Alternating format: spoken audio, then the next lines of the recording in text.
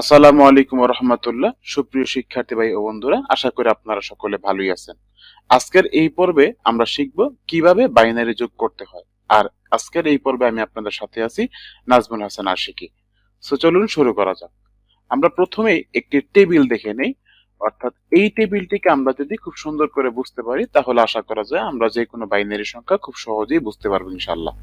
তাহলে এখানে দেখুন এ আর বি দুইটা সিনারিও দেওয়া আছে, অর্থাৎ এ এর সাথে আমরা বি কে যোগ করব, দ্যাটস ইট। তো এ এর সাথে বি কে যোগ করলে আমরা একটা সাম পাবো এবং একটা ক্যারি পাবো।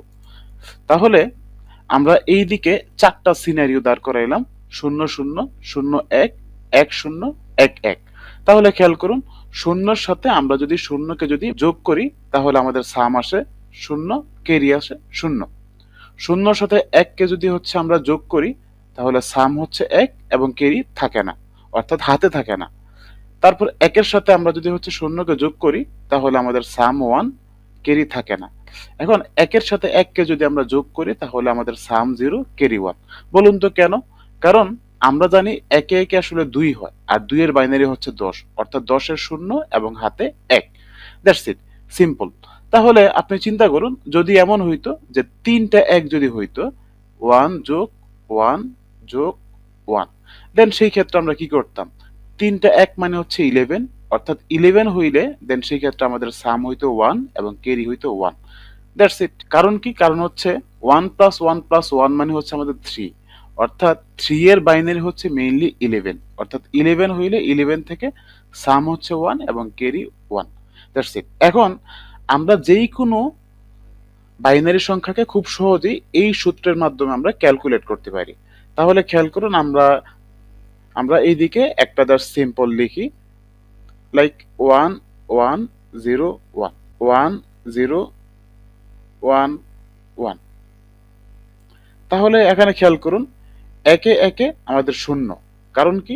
এই যে আমরা শিখছি একে একে সাম 0, তারপর ক্যারি হচ্ছে আমার 1। That's it. সো আমি একে একে লিখলাম 0, আমার হাতে আছে 1, অর্থাৎ ক্যারি হচ্ছে আমার 1। তাহলে এখানে আমি এই যে এইদিকে আমার হচ্ছে ক্যারি 1, এই এই 1 এর সাথে নিচের 1 যোগ হবে, মাঝখানের শূন্যের তো কোনো ভ্যালু নাই, সো আমরা শূন্যকে আর ক্যালকুলেট করলাম না। অর্থাৎ এই যে আমাদের ক্যারির ভ্যালুটা ছিল, ক্যারির 1 এর সাথে প্রশ্নের 1 কে আমরা আবারও যোগ করলাম। তাহলে আমাদের কি আসলো?